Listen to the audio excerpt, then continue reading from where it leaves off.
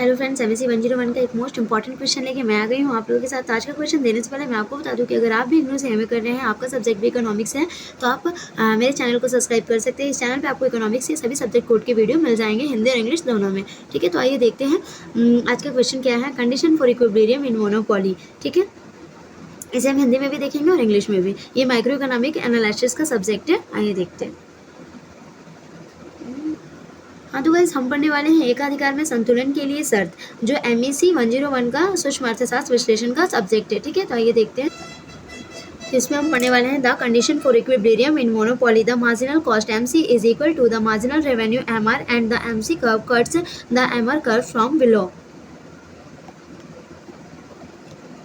तो एकाधिकार में संतुलन के लिए शर्त होता है सीमांत लागत सीमांत राजस्व के बराबर होनी चाहिए और एमसी वक्र एमआर को नीचे से काटता हो, ऐसा कंडीशन होना चाहिए। ठीक है, अब हम देखेंगे शॉर्ट रन में equilibrium in monopoly. In short run there are three possibility for form equilibrium in monopoly. These are the firm earns normal profit if AC equal to AR. The firm earns super normal profit if AR greater than AC. The firm increase losses if AC greater than AR. ठीक है,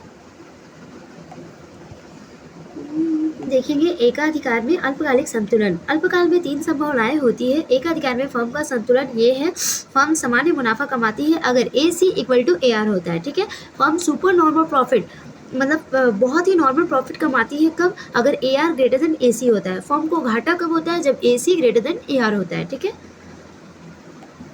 firm को normal profit किस condition में होता है। In the figure you can see that the MC curve cut the MR curve at the equilibrium point E. AC curve touch the AR curves at a point corresponding to the same point, therefore the firm earns normal profit. यहाँ पे diagram में देखो बताया गया है कि in the figure you can see that MC curves, MC curve कहाँ है, एमसी कर्व है ये आपका। ठीक है, ये है एमसी कर्व जो यहाँ से गया है। ठीक है, cut the MR curve at the equilibrium point. Equilibrium point पे एमआर कर्व को कट कर रहा है। देखिए यहाँ पे कट कर रहा है। ठीक है, इस पॉइंट को देखिए, इस पॉइंट को, है ना, यहाँ पे कट कर रहा है। एमआर कर्व यहाँ है और एमसी कर्व यहाँ है।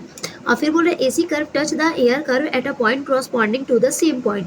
बोल रहा है AC कर्व जो है वो टच द AR कर्व को कहाँ पे टच कर रहा है, इस corresponding पॉइंट पे, जहाँ पे ये दोनों एक दूसरे को कट भी कर रहा है। देखिए इसी पॉइंट पे, है ना, तो at the corresponding point two the same point, therefore the firm earns normal profit. यहीं पे जो फर्म है वो अर्न करेगा नॉर्मल प्रॉफिट। ठीक है,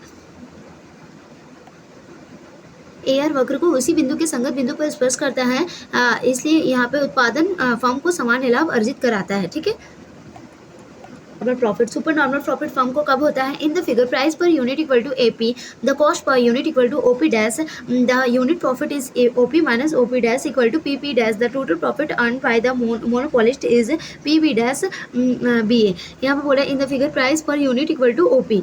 इस फिगर में प्राइस पर यूनिट कितना है, OP है। OP मतलब यहाँ से लेके ये देखिए, यहाँ से लेके यहाँ तक, यहाँ पे ये लाइन खींचा हुआ है, यहाँ से लेके यहाँ तक OP है। ठीक है, the cost per unit equal to OP dash, cost per unit कितना है, OP डैश, यहाँ से लेके यहाँ तक। ठीक है, और per unit profit OP minus OP dash equal to PP dash. Per unit profit कितना हो रहा है, P से P डैश, इतना दूर तक उसको पर यूनिट प्रॉफिट हो रहा है। ठीक है, ये एरिया प्रॉफिट का है। ठीक है, the total profit earn by the monopolist is PPBA, P dash BA। ये जो टोटल एरिया है यहाँ पे पर यूनिट प्रॉफिट हो रहा है उसको। ठीक है, अर्न कर रहा है वो, इतना प्रॉफिट अर्न कर रहा है। P डैश AB, ए टोटल एरिया में वो प्रॉफिट अर्न कर रहा है। ठीक है, कीमत SNP SSC SC चित्र में प्रति इकाई कीमत इक्वल टू OP है, प्रति यूनिट लागत इक्वल टू OP, प्रति यूनिट लाभ OP माइनस OP डैश, मैंने बताया आपको, द्वारा कुल लाभ अर्जित करती है एकाधिकार। ये गलत है, यहाँ पे इतना नहीं होगा, यहाँ पे होगा P डैश AB, इस एरिया में वो कुल लाभ अर्जित करती है। ठीक है, ये रॉन्ग है। आगे देखते हैं। ठीक है, in the figure AC curve lines above the AR curves for the same quantity AR equal to OP and SC equal to OP dash, therefore the firm incurring an average loss of PP dash and the total loss is P dash BA। ठीक है, in the figure AC curve lies above the AR curves of the same quantity. AC curve क्या कर रहा है, AR curve के same quantity में lies कर रहा है। ठीक है, देखिए, है ना, और फिर उसके बाद यहाँ पे देखिए, ये AC कर्व है, ये AR कर्व है। ठीक है, तो ये दोनों के बीच का जो डिफरेंस देखिए, वो same quantity AR equal to OP, तब यहाँ पे A R equal to O P हो गया आपका, A R equal to O P, AC equal to OP dash, अब फिर AC equal to OP dash, therefore the firm is incurring the average loss of PP dash and the same total loss is PP dash B है। यहाँ तक उसको total loss हो रहा है, ये एरिया टोटल लॉस का है, ठीक है। यहाँ पे बोल रहा है from long run equilibrium in monopoly. Monopoly is the market structure where there is only a single seller who is the only owner of the firm, hence a monopoly firm earn supernormal profit in the long run because the seller has control over all the price to be fixed of the product with no class substitutes and the entry of few new firms is also restricted, ठीक है, restricted। इसका हिंदी देख लेते हैं। एकाधिकार में एक firm का दीर्घकालीन संतुलन। एकाधिकार बाजार संरचना है जहां केवल एक ही विक्रेता होता है जो फर्म का एकमात्र मालिक होता है, इसलिए एक एकाधिकारी फर्म लंबे समय में सुपर सामान्य लाभ कमाती है क्योंकि विक्रेता के पास उत्पाद की तय की जाने वाली कीमतों पर नियंत्रण होता है, कोई करीबी विकल्प नहीं होता और नई फर्मों का प्रवेश भी प्रतिबंधित होता है। Thank you. अगर वीडियो अच्छी लगी तो प्लीज़ लाइक और सब्सक्राइब मेरे चैनल का, मेरे चैनल का ग्रो बढ़ाने के लिए इसे शेयर जरूर करें। Thank you.